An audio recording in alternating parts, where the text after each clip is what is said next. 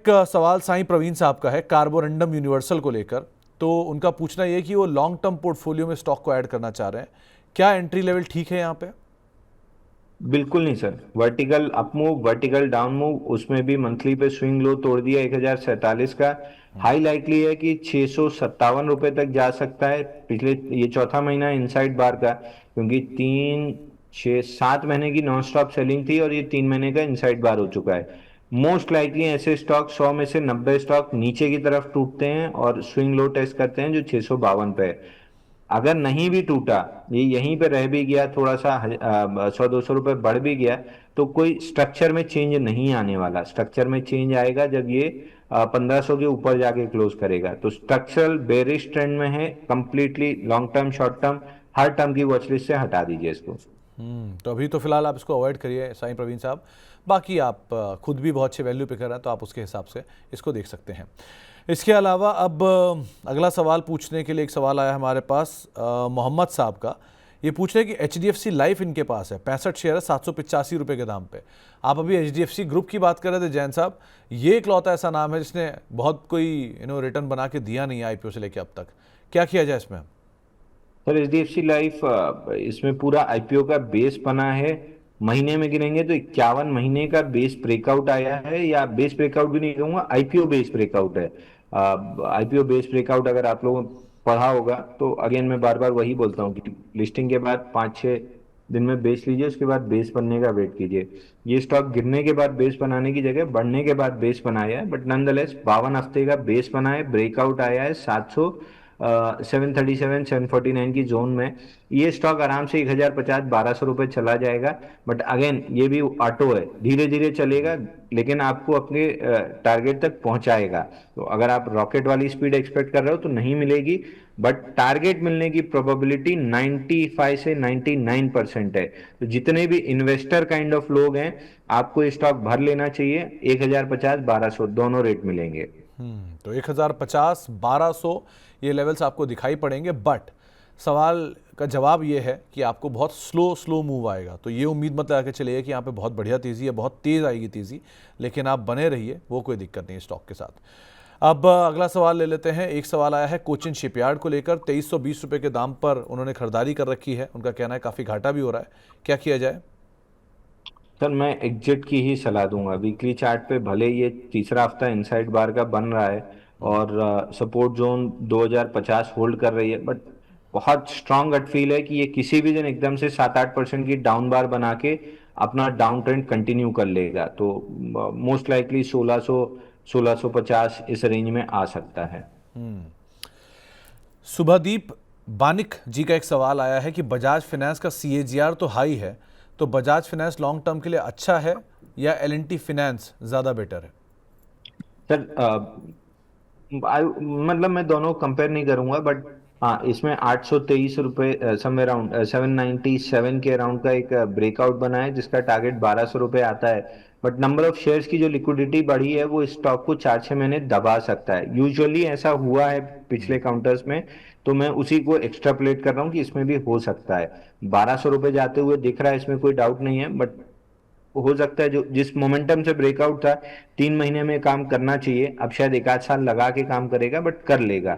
सामने L&T finance में आपको बड़ा बेस मंथली चार्ट पे ब्रेकआउट मिला है, तो L&T फाइनेंस फिलहाल आपके पोर्टफोलियो में होना चाहिए। इसमें मंथली चार्ट में लंबा बेस पूरा तसल्ली से इसने बेस बनाई है, 2017 से बनाना स्टार्ट किया था।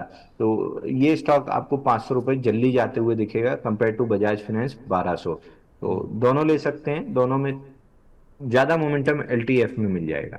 कि तो आपको एक राय दी गई है L&T फाइनेंस को लेकर। रही बात CAGR की, तो एक बात ध्यान रखिएगा कि बजाज की CAGR इसलिए तेज है क्योंकि जब इसने शुरू किया था तब इसका दाम था 6 रुपये और वहाँ से चला है, और वो पिछले 15 साल 10 साल की CAGR इसको आप देख रहे हैं। सो लो बेस का बेनिफिट है। अब हाई बेस से CAGR कितना कंटिन्यू करेगी उस पर डिपेंड करता है, प्लस इक्विटी बढ़ी हुई है, तो वो पार्ट को भी आप अब एटलीस्ट ध्यान रख के चलिएगा। टाटा मोटर, पारुल जी पूछ रही हैं क्या करंट भाव पे लेना चाहिए? आप मतलब इसका सवाल ना ऐसा हो ही नहीं सकता। सो क्या राय रखते हो आप?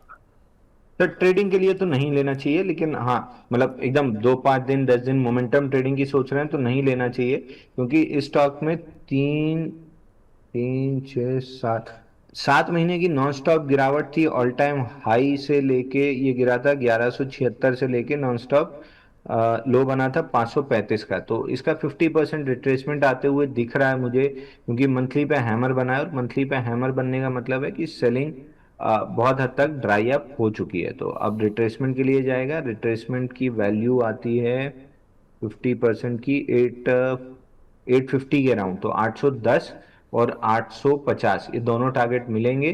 तसल्ली से बाई कीजिएगा। मोमेंटम एक्सपेक्ट कर रहे हैं तो थोड़ा सा स्लो रहेगा। तो स्लो मोमेंटम रहेगा, लेकिन मोमेंटम रहेगा। सो इस पार्ट को एटलीस्ट आप ज़रूर ध्यान रखिएगा। कुछ और सवालों में एक सवाल आया हुआ है, बजाज हाउसिंग या टाटा टेक 7 से 8 साल के लिए क्या ज़्यादा बेटर होगा? एप्पल टू ऑरेंज कंपैरिजन है सर, एक अलग चीज है एक अलग चीज है। पैसा दोनों बना के देंगे, कौन सा ज्यादा बना के देगा 7 8 साल में ये कहना मुश्किल है, क्योंकि दोनों के चार्ट कम है। But apple to orange comparison है तो वो चीज मतलब नॉट जस्टिफाइड कि किसी एक को पिक करना। दोनों अच्छे हैं, दोनों पैसा कमा के देंगे। नहीं तो जैन साहब, जरा एक बात बताना, कल मेरी किसी और से बात हो रही थी, दिस वर्सेस दिस, ये जस्टिफिकेशन कितना सही है? क्या आप क्लियर नहीं हो कि पहला अच्छा है या दूसरा अच्छा है, तभी आप पूछ रहे हो ना दिस वर्सेस दिस? या तो आप पहले के बारे में पढ़ लो या दूसरे के बारे में पढ़ लो, अपने आप ही क्लियर हो जाए कौन सा ज़्यादा बेटर है। सर बात आपकी सही है। मैं हमेशा इस चीज को रिकमेंड करता हूँ कि थोड़ी सी स्टडी खुद को करनी चाहिए। अगर आपने की होती तो ये सवाल आपका मेरे से नहीं आता, ये आपका सवाल आता किसी फंडामेंटल एनालिस्ट से, क्योंकि मेरे पास चार्टिंग का डेटा दोनों का बहुत ज्यादा नहीं है। हाँ, टाटा टेक का इतना हो गया है कि थोड़ा सा उसमें ट्रेडिंग कॉल निकाली जा सकती है। बजाज हाउसिंग फाइनेंस का तो अभी उतना डेटा ही नहीं हुआ है कि उस पर से कुछ किया जा सके। 140 पार करेगा तो मोमेंटम बनेगा, भाई दे ही देंगे, रोज ही आते हैं।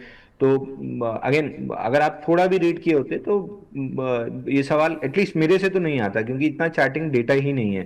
तो किसी फंडामेंटल वाले से चेक कराएंगे तो ज्यादा अच्छी सलाह दे पाएगा। बाकी जितना मैंने फंडामेंटल चेक किया है, बजाज हाउसिंग फाइनेंस के जो रिजल्ट्स हैं वो 25 24 25% के आसपास से ग्रो कर रहे हैं। और जनरली जब ऐसा होता है तो स्टॉक मल्टी बैगर बनता है। मल्टी बैगर कितना मल्टी बैगर होगा ये तो समय बताएगा।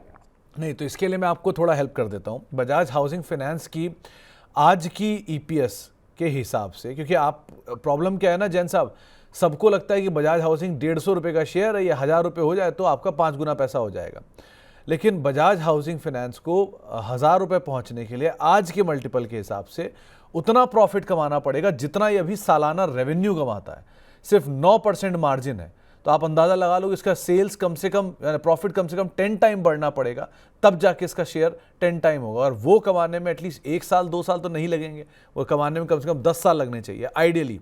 अब वो पेशेंस किसी में होता नहीं। सबको 10 साल का समय, जो जर्नी शुरू होती है वो 7 से 8 साल की होती है, लेकिन ख़त्म 7 से 8 महीने में ही हो जाती है। इसलिए ये चीज़ सवाल उठाती है बार बार कि बजाज हाउसिंग बेटर कि टाटा टेक बेटर। अभी कुछ दिन आप रुक जाओ और जैन साहब, बजाज हाउसिंग वर्सेस एचडीबी आने वाला है, वो भी आएगा कुछ दिन बाद कि इन दोनों में क्या बेटर है। लेकिन ये सवाल आते रहेंगे, तो कुछ इस पर कर नहीं सकते। आगे बढ़ते हैं। खैर, एक सवाल आया है अनंत राज को लेकर, 536 रुपये के दाम पे दीपक सिंह साहब ने पूछा है, क्या किया जाए इसमें? अनंतराज वापस चलना स्टार्ट किया सर, वीकली चार्ट पे रिवर्सल बनाने की कोशिश कर रहा है। तो मैं इस वीक की क्लोजिंग देखना पसंद करूंगा। अगर 555 के ऊपर आती है तो भी ठीक है, 575 के ऊपर आ जाती है तो ज्यादा अच्छी है। तब बाउंस बैक कंटिन्यू हो जाएगा 650 तक के लिए। तो अगर आपके पास है तो होल्ड कीजिए, 650 आने की पॉसिबिलिटी बन रही है। वीक क्लोज होते होते ज्यादा क्लैरिटी मिल जाएगी। तो ये आपको एक राय दी गई है खास तौर से अनंत राज के संदर्भ में भी। कुछ और सवालों में एक सवाल आया हुआ है वेल्सपन लिविंग पर, विशाल तिवारी जी का सवाल है, 705 शेयर 151 रुपये के दाम पर, अभी क्या करना चाहिए इसमें? तो मंथली चार्ट पे बहुत वोलेटाइल रहा है। जैसे हमने अभी एक चार्ट किसी का पहले डिस्कस किया था कि वर्टिकली फेल किया है, इसमें नीचे का वर्टिकल रिवर्सल फेल किया है। 5 महीने गिरा और मार्च के महीने में रिवर्सल किया है। अब रिवर्सल का जो हाई है स्ट्रक्चर का 145 पे है। अगर ये धीरे धीरे करके 145 निकाल लेता है तो स्टॉक में वापस 180 85 तक की अपमूव आएगी। अब प्रॉब्लम ये है कि वीकली पे दिख रहा है कि करेगा, मंथली पे दिख रहा है कि साइडवेज जाएगा, तो बहुत क्लैरिटी नहीं है। अगर आपके पास है तो एक बार बने रहिए। बहुत डाउनसाइड तो नहीं दिख रही है, बट ये नहीं क्लियर है कि 145 1 महीने में क्रॉस करेगा, 2 महीने में करेगा या एक हफ्ते में कर देगा। जब भी करेगा 145 क्रॉस, आपका बहुत आराम से टारगेट बनेगा 180 रुपये 70 पैसे, जो मंथली का स्विंग हाई है। तो आपको एक वेल्सपन लिविंग के संदर्भ में भी राय दी गई है। एक दर्शक भी हमारे साथ मौजूद हैं मुंबई से बातचीत करने के लिए, अंकित मिश्रा साहब हैं। मिश्रा साहब नमस्कार। नमस्कार सर। नमस्कार मिश्रा साहब, क्या सवाल है आपका?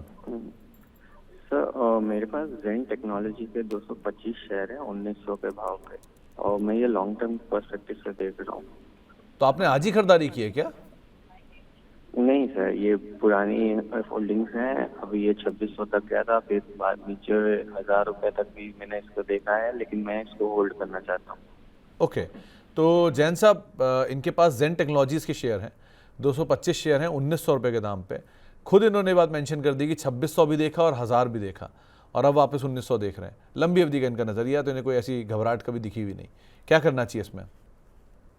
सर जेन टेक्नोलॉजी में चूंकि वॉर एकदम से आ गया था, इसलिए वापस से ये जो मई वाली अपमूव है, जो इसको 1305 से 2218 तक ले गई। अगर ये वॉर वाली सिचुएशन नहीं बनती तो ये स्टॉक नहीं जाता, क्योंकि बाइंग क्लाइमेक्स करके मंथली पे वर्टिकली नीचे आया है। भाव भाव पे हैं, निकल जाइए, निकल के किसी अच्छे स्टॉक में चले जाइए। आप 2-5 साल में अगर आपका लंबा नजरिया है तो भी पैसा बन जाएगा, 2-4 महीने का नजरिया है तो मोमेंटम वाला काउंटर उठा लीजिए। मैं आपको एक स्टॉक, चूंकि आप लॉन्ग टर्म की बात कर रहे हैं, तो मैं मान के चल रहा हूँ 3-4 साल 5 साल आप रखेंगे। इससे आधे प्राइस पे इससे डबल स्टॉक आपको मिल जाएगा अदानी ग्रीन का, लेके छोड़ दीजिए 4-5 साल। जिस आपका उनका कैपेक्स का प्लान है और सारी चीजें हैं, अगर ये एज इट इज जैसा जैसा वो बोलते जा रहे हैं उसका अगर 50% भी काम होता है, तो आप 1700-1800 का भाव पकड़ लो। अगर पूरा का पूरा हो जाता है तो 3000 प्लस का भाव पकड़ लो। बट जनटेक में बाइंग क्लाइमेक्स के बाद जो नीचे आया है, लग नहीं रहा कि बहुत जल्दी कोई चलेगा, और वॉर वाली सिचुएशन भी सब जगह ईज आउट होती जा रही है।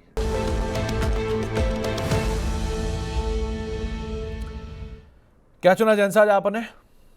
अब सर सुबह मैंने MTNL दिया था लगभग 52-52.5 रुपए के आसपास, अब वो हो गया है 57, तो अब इसको छोड़ देते हैं। अब दूसरा पकड़ लेते हैं STBL, जो अभी ऑलरेडी हमने डिस्कस कर लिया है, क्योंकि अच्छे वॉल्यूम से चला है और केवल 10 रुपए की रिस्क है। तो मैं इसको रिकमेंड करना चाहूंगा कि 160 रुपए के स्टॉप लॉस से लीजिए, 205 रुपए तक जाएगा। 22 महीने का अच्छा राउंडिंग बेस बना हुआ है, थोड़ी सी रिस्क बनती है लेने की। क्वांटिटी कम रखिए, क्योंकि मिड कैप स्मॉल कैप थोड़ा सा अभी आउट ऑफ वुड्स नहीं है। क्वांटिटी छोटी रखिएगा, बट प्ले कीजिए इसको 160 के स्टॉप लॉस से 205 तक के लिए। तो आप 205 के टारगेट्स के लिए सोम डिस्टिलरी को एक बार को देख सकते हैं। एक अच्छे मूव के अंदर ये शेयर आया है, और आप लॉन्ग साइड पे इसमें नजर रखिएगा अपना। करीब 171 रुपये के आसपास चल रहा है। 205 रुपये के टारगेट्स के लिए SDBL में आप खरीदारी करके चल सकते हैं। जैन साहब, आप कार्यक्रम में शामिल हुए, बहुत बहुत शुक्रिया हमारे साथ जुड़ने के लिए। आज समय का अभाव भी था क्योंकि आज आप मीटिंग्स में बिजी हैं। सो कोई जाने से पहले डिस्क्लेमर? टाटा टेक और रिलायंस मेरे पर्सनल पोर्टफोलियो में है सर। बाकी इतने स्टॉक्स डिस्कस किए हैं, कहीं ना कहीं किसी न किसी क्लाइंट के पास होना चाहिए, क्योंकि बीइंग ए ब्रोकिंग हाउस जब भी ब्रेकआउट्स आते हैं तो हम क्लाइंट्स को रिकमेंड करते ही रहते हैं। बट ये दो मेरे पर्सनल पोर्टफोलियो में है, इनमें मेरा पर्सनल इंटरेस्ट है। बाकी किसी स्टॉक में पर्सनल इंटरेस्ट नहीं है, बट क्लाइंट्स के पास हो सकता है।